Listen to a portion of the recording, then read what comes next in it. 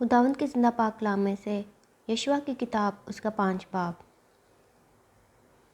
اور جب ان اموریوں کے سب بادشاہوں نے جو یردن کے پار مغرب کی طرف تھے، اور ان کنانیوں کے تمام بادشاہوں نے جو سمندر کے نزدیک تھے، سنا کہ خداوند نے بنی اسرائیل کے سامنے سے یردن کے پانی کو ہٹا کر سکھا دیا جب تک ہم پار نہ آ گئے، تو ان کے دل پگھل گئے اور ان میں بنی اسرائیل کے سبب سے جان باقی نہ رہی۔ جلجال کے مقام پر ختنہ۔ اس وقت خداوند نے یشوع سے کہا کہ چکمک کی چھریاں بنا کر بنی اسرائیل کا ختنہ پھر دوسری بار کر دے۔ اور یشوع نے چکمک کی چھریاں بنائیں اور کھلڑیوں کی پہاڑی پر بنی اسرائیل کا ختنہ کیا۔ اور یشوع نے جو ختنہ کیا اس کا سبب یہ ہے کہ وہ لوگ جو مصر سے نکلے، ان میں جتنے جنگی مرد تھے، وہ سب بیابان میں مصر سے نکلنے کے بعد راستہ ہی میں مر گئے۔ بس وہ سب لوگ جو نکلے تھے ان کا ختنہ ہو چکا تھا، پر وہ سب لوگ جو بیابان میں مصر سے نکلنے کے بعد راستہ ہی میں پیدا ہوئے تھے، ان کا ختنہ نہیں ہوا تھا، کیونکہ بنی اسرائیل 40 برس تک بیابان میں پھرتے رہے، جب تک ساری قوم یعنی سب جنگی مرد جو مصر سے نکلے تھے فنا نہ ہو گئے، اس لیے کہ انہوں نے خداوند کی بات نہیں مانی تھی۔ انہی سے خداوند نے قسم کھا کر کہا تھا کہ وہ ان کو اس ملک کو دیکھنے بھی نہ دے گا جسے ہم کو دینے کی قسم اس نے ان کے باپ دادا سے کھائی، اور جہاں دودھ اور شہد بہتا ہے۔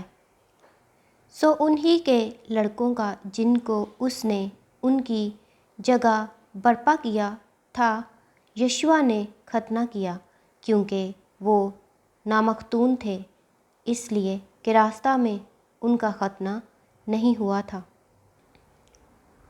اور جب سب لوگوں کا ختنہ کر چکے تو یہ لوگ خیمہ میں اپنی اپنی جگہ رہے جب تک اچھے نہ ہو گئے۔ پھر خداوند نے یشوع سے کہا کہ آج کے دن میں نے مصر کی ملامت کو تم پر سے ڈھلکا دیا، اسی سبب سے آج کے دن تک اس جگہ کا نام جلجال ہے۔ اور بنی اسرائیل نے جلجال میں ڈیرے ڈال دیے، اور انہوں نے یریحو کے میدانوں میں اسی مہینے کی 14ویں تاریخ کو شام کے وقت عید فصح منائی، اور عید فصح کے دوسرے دن اس ملک کے پرانے اناج کی بے خمیری روٹیاں اور اسی روز بھنی ہوئی بالیں بھی کھائیں، اور دوسرے ہی دن سے ان کے اس ملک کے پرانے اناج کے کھانے کے بعد من موقوف ہو گیا۔ اور آگے پھر بنی اسرائیل کو من کبھی نہ ملا، لیکن اس سال انہوں نے ملک کنعان کی پیداوار کھائی۔ یشوع اور تلوار بردار آدمی۔ اور جب یشوع یریحو کے نزدیک تھا تو اس نے اپنی آنکھیں اٹھائیں، اور کیا دیکھا کہ اس کے مقابل ایک شخص ہاتھ میں اپنی ننگی تلوار لیے کھڑا ہے، اور یشوع نے اس کے پاس جا کر اس سے کہا، تو ہماری طرف ہے یا ہمارے دشمنوں کی طرف؟ اس نے کہا، نہیں، بلکہ میں اس وقت خداوند کے لشکر کا سردار ہو کر آیا ہوں۔ تب یشوع نے زمین پر سرنگوں ہو کر سجدہ کیا اور اس سے کہا کہ میرے مالک کا اپنے خادم سے کیا ارشاد ہے؟ اور خداوند کے لشکر کے سردار نے یشوع سے کہا کہ تو اپنے پاؤں سے اپنی جوتی اتار دے، کیونکہ یہ جگہ جہاں تو کھڑا ہے مقدس ہے۔ سو یشوع نے ایسا ہی کیا۔ خداوند کے زندہ پاک کلام کے پڑھے اور سنے جانے پر خداوند کی خاص برکت ہو۔ خدا کا شکر ہو، آمین۔